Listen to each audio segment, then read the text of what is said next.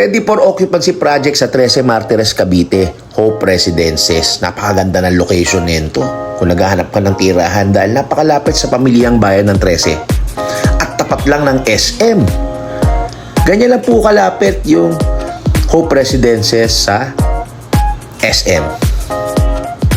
Nasa prime location siya. Napakaganda, di ba? Ilang hakbang lang SM na. Saan ka pa? Ayan yung pintuan palabas kung may gusto kang gawin sa SM. Ganyan lang yung layo. Pero syempre, pasukin natin yung loob. Tignan natin yung loob ng SM. Kumpleto to. Ayan, halos lahat nandito na. Mga kaibigan, dito tayo ngayon sa Hope Residences. Pero medyo maulan.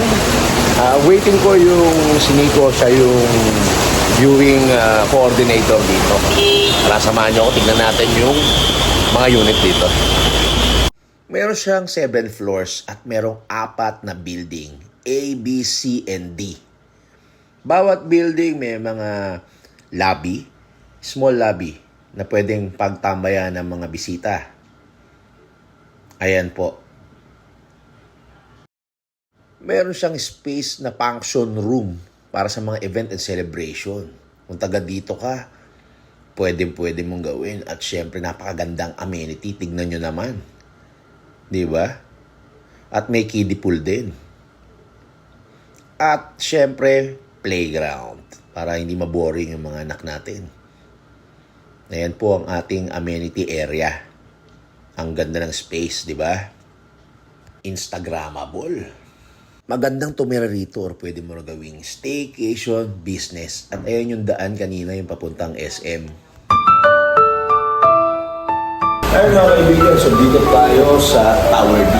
So tignan natin yung mga mock-up unit ng Hope Residences. Samahan nyo ko. 24-hour CCTV ang mga hallway nito kaya safe tayo dito. At syempre meron din siyang mail room. So akyatin natin yung taas. Ito po yung mga mailbox niya. Tara, tour ko kayo sa mga unit dito. Ay mga kaibigan, dito na tayo sa deliverable unit. Ito yung matatanggap mong unit pag na-turnover na. Tara, samahan niyo ako.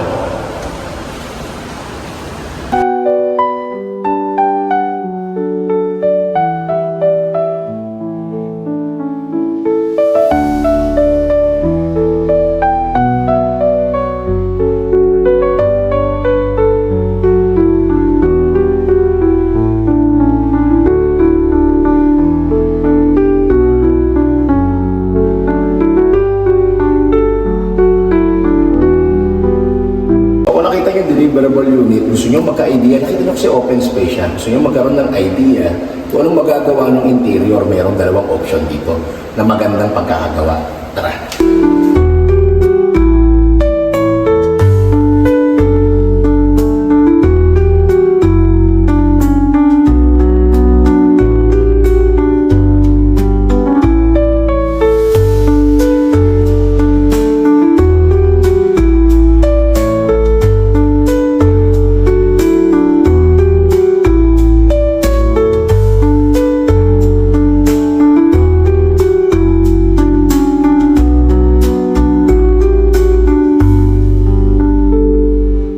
Number 1 na interior. Tignan natin yung kabila.